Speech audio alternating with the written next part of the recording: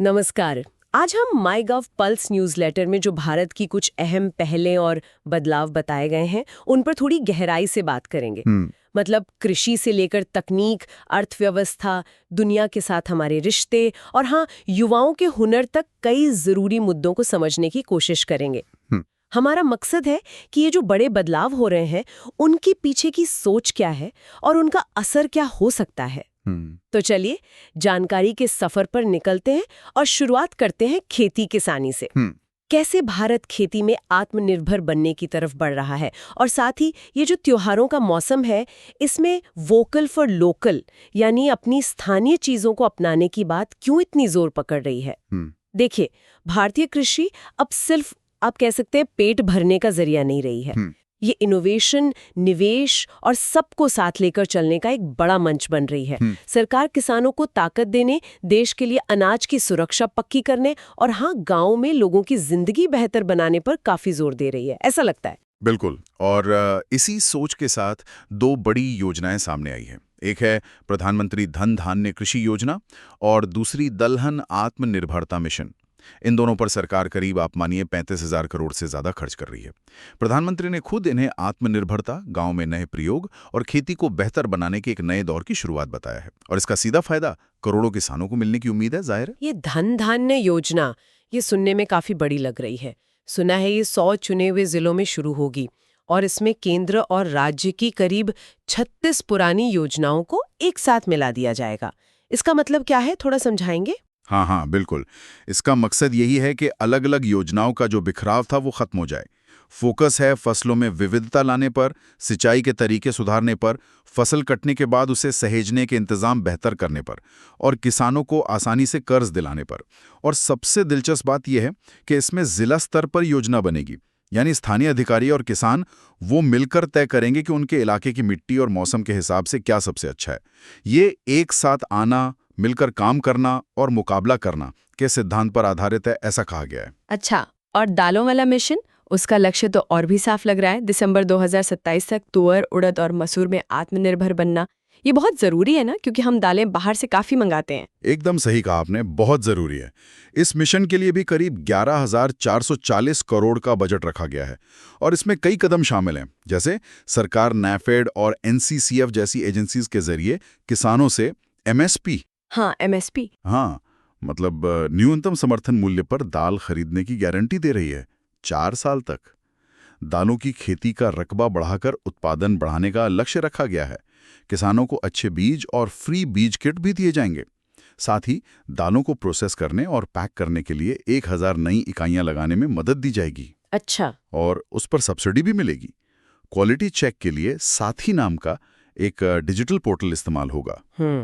इसका मतलब ये हुआ कि ये सिर्फ दालों का उत्पादन बढ़ाना नहीं है, बल्कि पूरी जो सप्लाई चेन है उसको मजबूत करना है और देश में प्रोटीन की कमी को भी दूर करना है। बिल्कुल, प्रधानमंत्री ने इसे ठीक ही कहा है। ये आर्थिक मजबूती और देश के पोषण दोनों का मिशन है। और जब किसानों की आमदनी की बात आती है तो जाहिर है एमएसपी एक अहम रोल निभाता है। हाँ, वो तो है। एमएसपी एक तरह का सुरक्षा जाल माना जाता है।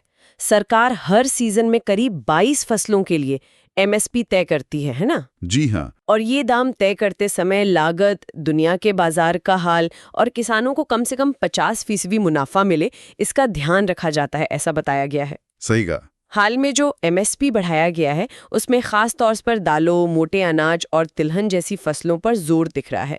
लगता है सरकार इन्हें बढ़ावा देना चाहती है। हाँ, बिल्कुल। और इसका असर खरीद के आंकड़ों में भी दिख रहा है। पिछले करीब 10 सालों में देखें तो सरकारी खरीद काफी बड़ी है। 2014-15 के मुकाबले अब सरकार कहीं ज्यादा अनाज खरीद रही है।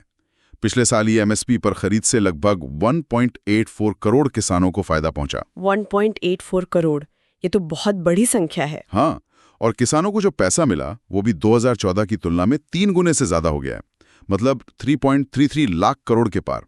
और पीएम आशा जैसी और भी योजनाएं हैं जो दाम गिरने पर किसानों की मदद करती हैं। ये तो हुई पारंपरिक खेती और दाम की बात, लेकिन आजकल वो टिकाऊ खेती, सस्टेनेबल एग्रीकल्चर और ऑर्गेनिक फार्मिंग की भी बहुत चर्चा है। हाँ, बिल्कुल। और इसमें परंपरागत कृषि विकास योजना, जिसे पीकेवीवाई कहते हैं, जो 2015 में शुरू हुई थी, वो काफी अहम साबित हुई है। जो किसान कुदरती तरीकों से खेती अपनाते हैं उन्हें सरकार 3 साल तक मदद देती है। मतलब खाद, बीज से लेकर सर्टिफिकेशन और बेचने तक के लिए सहायता है इसमें। आज देश में 25 लाख से ज्यादा किसान करीब 15 लाख हेक्टेयर जमीन पर ऑर्गेनिक खेती कर रहे हैं। 25 लाख किसान? वाह। हाँ। और बड़े इलाकों को जल्दी ऑर्गेनिक मान्यता देने के लिए लार्ज एरिया सर्टिफिकेशन जैसा कार्यक्रम भी है। सिक्किम तो सुना है पहला 100% ऑर्गेनिक राज्य बनी गया है। जी हाँ। और लक्षद्वीप व निकोबार के कुछ हिस्से भी इसी रास्ते पर हैं। इसमें टेक्नोलॉजी का भी कुछ रोल है क्या? निश्चित रूप से टेक्नोलॉजी का बहुत बड़ा रोल है। ई समृद्धि और ई संयुक्त जैसे डिजिटल सिस्टम है, वो एमएसपी खरीद को आसान और पारदर्शी बना रहे हैं। किसानों के बैंक खातों में सीधा पैसा पहुंच रहा है। कपास किसानों के लिए केपैस जैसा ऐप है जो उन्हें क्वालिटी और दाम के बारे में रियल टाइम जानकारी देता है। अच्छा, तो इससे वो मोल भाव बेहतर कर सकते हैं। तो कुल मिलाकर देखें तो कोशिश एक ऐसे कृषि सिस्टम को बनाने की है जो आत्मनिर्भर हो, जिसमें टेक्नोलॉजी का सही इस्तेमाल हो और जो पर्यावरण के लिए भी बेहतर हो। ज्यादा सरकारी खरीद, ऑर्गेनिक खेती का बढ़ना और दारों में आत्मनिर्भरता का लक्ष्य, ये सब मिलकर एक नए संतुलित कृषि मॉडल की तरफ इशारा कर रहे हैं। चलिए कृषि से आगे बढ़ते हैं अब डिजिटल दुनिया की तरफ। हाल ही में मुंबई में ग्लोबल फिनटेक फेस्ट यानी GFF और दिल्ली में इंडिया मोबाइल कांग्रेस यानी INC जैसे बड़े इवेंट हुए। इन्होंने भारत की डिजिटल ताकत और इरादों को दुनिया के सामने रखा, ऐसा कहा जा रहा है। हाँ, GFF में प्रधानमंत्री ने फिनटेक को सिर्फ पैसों के लेन देन की तकनीक नहीं बताया, बल्कि उसे सबको साथ लेकर विकास करने, टेक्नोलॉजी के जरिए दुनिया से जुड़ने और वैश्विक सहयोग का एक जरिया बताया। भारत का तरीका है डिजिटल टेक्नोलॉजी को आम लोगों तक पहुंचाना। इसके लिए एक मॉडल अपनाया गया है DPI यानी डिजिटल पब्लिक इंफ्रास्ट्रक्चर। इसे ऐसे समझें कि सरकार एक डिजिटल सड़क या प्लेटफॉर्म बनाती है और प्राइवेट कंपनियां उस पर दौड़ने वाली गाड़ियां या एप्स बनाती हैं। इसके उदाहरण तो हम रोज ही देखते हैं, जैसे वो जैम ट्रिनिटी, जनधन खाते, आधार और मोबाइल। इन्हीं तीनों को जोड़कर तो करोड़ों लोगों तक सरकारी योजनाओं का पैसा सीधे पहुंच पाया। बिल्कुल। और UPI तो कमाल ही कर रहा है। सुना है अब महीने में 20 अरब से ज्यादा लेन देन होते हैं। हाँ, 20 अरब से ज्यादा। और कीमत 25.5 लाख करोड़ से भी ज्यादा। जी। ये दुनिया के कुल रियल टाइम पेमेंट का आधा है। ये तो बहुत बड़ी बात है। बहुत बड़ी बात है। और फिर इंडिया स्टैक है, जिसमें आधार payment, Bharat QR, digi locker, डिजी यात्रा, सरकारी खरीद के लिए जैम जैसे कई टूल शामिल हैं। ONDC और OCN जैसे ओपन सिस्टम भी हैं। आप सोचिए एक ऐसा डिजिटल मॉल जहां कोई भी छोटी दुकान अपनी चीजें बेच सके, हाँ, बिना किसी बड़े प्लेटफॉर्म पर निर्भर हुए। ONDC कुछ ऐसा ही करने की कोशिश है और OCN छोटे कारोबारियों को आसानी से लोन दिलाने में मदद कर रहा है। और देखिए, भारत ये तकनीक सिर्फ अपने लिए नहीं रख रहा है। मौसिब जैसा भारत में बना आइडेंटिटी प्लेटफॉर्म दुनिया के 25 से ज्यादा देश अपना रहे हैं। हाँ, ये भारत का फिनटेक तरीका वाकई अलग है। ये सिर्फ बड़े शहरों के लिए नहीं, बल्कि गांव और छोटे कस्बों तक पहुंच रहा है। भारत दुनिया को टेक्नोलॉजी दे रहा है, सिर्फ ले नहीं रहा। और यहाँ का स्टार्टअप माहौल भी जबरदस्त है। हम दुनिया के टॉप 3 फिनटेक देशों में हैं। सही कहा। इसे कूटनीति का भी हिस्सा माना जा रहा है, मतलब फिनटेक होड़ नहीं, सहयोग का जरिया है। हाँ, और इसमें AI यानी आर्टिफिशियल इंटेलिजेंस का रोल भी बढ़ रहा है। लोन देने में, फ्रॉड पकड़ने में, रिस्क समझने में। GFI में ब्रिटेन के प्रधानमंत्री का आना, ये भारत ब्रिटेन फिनटेक कॉरिडोर जैसे रिश्तों को और मजबूत करता है। बिल्कुल। अच्छा, अब बात इंडिया मोबाइल कांग्रेस यानी IMC की। यहाँ प्रधानमंत्री ने कहा कि भारत अब सिर्फ टेलीकॉम और इंटरनेट में दुनिया की बराबरी नहीं कर रहा, बल्कि आत्मनिर्भरता और इनोवेशन के दम पर दुनिया की टेक्नोलॉजी की दिशा तय करने में भूमिका निभा रहा है। हाँ, भारत दुनिया का दूसरा सबसे बड़ा टेलीकॉम बाजार है और 5G अपनाने में भी दूसरे नंबर पर है। और ये बात कि 1 GB मोबाइल डेटा की कीमत एक कप चाय से भी कम है। हाँ, ये दिलचस्प है। ये दिखाती है कि इंटरनेट अब लग्जरी नहीं, जरूरत बन चुका है। बिल्कुल सही। टेलीकॉम सेक्टर में बदलाव वाकई जबरदस्त है। एक जमाना था जब 2G भी ठीक से नहीं चलता था और आज लगभग हर जिले में 5G पहुंच गया है। 2014 के बाद से देखें तो इलेक्ट्रॉनिक्स का उत्पादन 6 गुना बढ़ा है। मोबाइल फोन बनाना 28 गुना जोड़ा, जिससे 3.5 लाख से ज्यादा रोजगार पैदा हुए हैं। वाह। अच्छा, IMC में एक और बड़ी चीज हुई थी। भारत ने अपनी खुद की 4G नेटवर्क टेक्नोलॉजी लॉन्च की। अब भारत दुनिया के उन गिने चुने 5 देशों में शामिल हो गया है जिनके पास ये क्षमता है। जी हाँ, ये बहुत बड़ी उपलब्धि है। लॉन्च वाले दिन ही करीब 1 लाख टॉवर चालू किए गए, जिससे दूर दराज के इलाकों में रहने वाले 2 करोड़ से ज्यादा लोगों को पहली बार डिजिटल दुनिया से जुड़ने का मौका मिला। बिल्कुल। और सरकार टेलीकॉम में नए विचारों को बढ़ावा देने के लिए काफी कुछ कर रही है। R&D के लिए फंड बनाए गए हैं। 5G, 6G, ऑप्टिकल फाइबर जैसी नई तकनीकों के टेस्टिंग सेंटर बनाने में मदद दी जा रही है। स्टार्टअप, यूनिवर्सिटी और इंडस्ट्री को मिलकर काम करने के लिए प्रोत्साहित किया जा रहा है। और ये जो दुनिया भर में सेमीकंडक्टर चिप्स की कमी की बात चल रही है, हाँ। भारत उसका भी समाधान बनने की कोशिश कर रहा है। देश में 10 सेमीकंडक्टर प्लांट पर काम चल रहा है, ऐसा सुना है। हाँ, ये प्रयास चल रहे हैं। डेटा सेंटर और क्लाउड सर्विस भी बढ़ाई जा रही हैं। कोशिश यही है कि भारतीय कंपनियां सिर्फ इस्तेमाल न करें, बल्कि दुनिया के लिए डिजाइन और मैन्युफैक्चरिंग में भी भागीदार बने। अच्छा, ये जो कृषि और डिजिटल क्षेत्र में तरक्की हो रही है, इसका सीधा असर देश की अर्थव्यवस्था पर भी दिख रहा होगा। ट्रांसफॉर्मिंग इंडिया सेक्शन में कुछ अच्छे संकेत दिए गए हैं, जैसे सितंबर में महंगाई दर काफी कम रही, थोक महंगाई सिर्फ 0.13% और खुदरा महंगाई 1.54%। हाँ, ये जून 2017 के बाद सबसे कम है। ये तो काफी कम है। और पिछले 7 सालों में औसत मासिक आमदनी भी बढ़ी है। जी, कुछ और आंकड़े देखें तो रेलवे का अपने बजट का इस्तेमाल रिकॉर्ड स्तर पर पहुंचा है सितंबर में। मोबाइल फोन का एक्सपोर्ट सितंबर में लगभग 2 गुना हो गया। अच्छा। और रत्नाभूषण का एक्सपोर्ट भी बढ़ा है। टेलीकॉम सेक्टर के लिए जो PLI स्कीम है, उससे अच्छा खासा उत्पादन हुआ है, करीब 91,000 करोड़ का। और करीब 30,000 नई नौकरियां पैदा हुई। भारतीय दवा बाजार भी बढ़ रहा है। भारत मछली उत्पादन में दुनिया में आगे है। वैश्विक उत्पादन का 8% हिस्सा भारत का है। और GST दरों में कमी से त्योहारों में कारों की बिक्री बढ़ी। ई-कॉमर्स कंपनियों ने भी टैक्स राहत का फायदा ग्राहकों तक पहुंचाया। हाँ, भविष्य की बात करें तो ये कहा जा रहा है कि AI से 2035 तक भारतीय अर्थव्यवस्था में $1.7 ट्रिलियन जुड़ सकते हैं। ये बहुत बड़ी रकम है। और 2050 तक भारत दुनिया की ऊर्जा जरूरत का 12% से ज्यादा पूरा करेगा। PM कुसुम सोलर योजना को अब अफ्रीका जैसे देशों में भी ले जाने की बात चल रही है। लेकिन देखिए, आर्थिक विकास तभी टिकाऊ होता है जब लोगों के पास सही हुनर हो। हाँ। हाल ही में कौशल दीक्षांत समारोह 2025 हुआ, जहां प्रधानमंत्री ने युवाओं के लिए 62,000 करोड़ रुपया से ज्यादा की योजनाओं की शुरुआत की। 62,000 करोड़। हाँ, उन्होंने कहा कि भारत की पहचान ज्ञान और कौशल वाले देश की है और युवाओं को हुनरमंद बनाना ही देश की तरक्की का आधार है। इसमें सबसे बड़ी घोषणा थी शायद वो प्रधानमंत्री सेतु योजना की। हाँ, प्रधानमंत्री स्किल एंड एम्प्लॉयमेंट ट्रांसफॉर्मेशन योजना। ये करीब 60,000 करोड़ रुपए की योजना है। जी, इसके तहत देश भर में 1,000 से ज्यादा ITI यानी औद्योगिक प्रशिक्षण संस्थानों को आधुनिक बनाया जाएगा।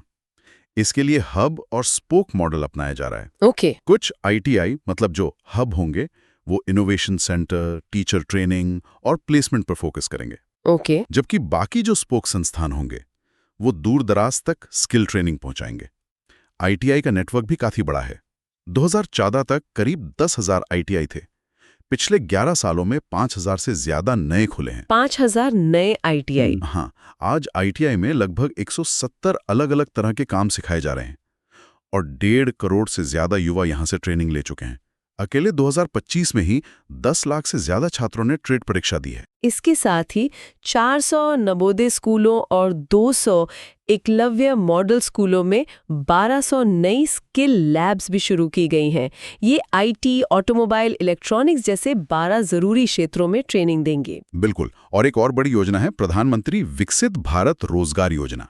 इस पर 1 लाख करोड़ खर्च होंगे। 1 लाख करोड़? हाँ, और इसका लक्ष्य है प्राइवेट सेक्टर में 3.5 करोड़ युवाओं के लिए नौकरियां बनाना, खासकर मैन्युफैक्चरिंग, इलेक्ट्रॉनिक्स, लॉजिस्टिक्स और ग्रीन एनर्जी जैसे बढ़ते हुए क्षेत्रों में।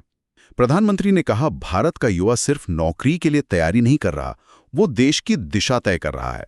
उन्होंने ये भी याद दिलाया कि कैसे कुछ साल पहले भारत को फ्रेजाइल 5 यानी दुनिया की 5 सबसे कमजोर अर्थव्यवस्थाओं में गिना जाता था। हाँ, वो दौर था एक। और आज इनोवेशन, इंफ्रास्ट्रक्चर और सबको साथ लेकर चलने वाली नीतियों के दम पर दुनिया की टॉप 4 अर्थव्यवस्थाओं में शामिल है। भारत और ब्रिटेन के रिश्ते और गहरे हुए हैं, ऐसा लग रहा है।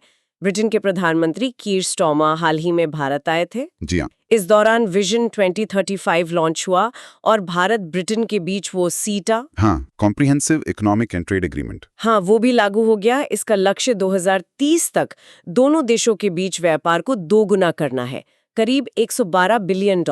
जी, लक्ष्य यही है। प्रधानमंत्री मोदी ने सीटा को 4 स्तंभों पर आधारित बताया।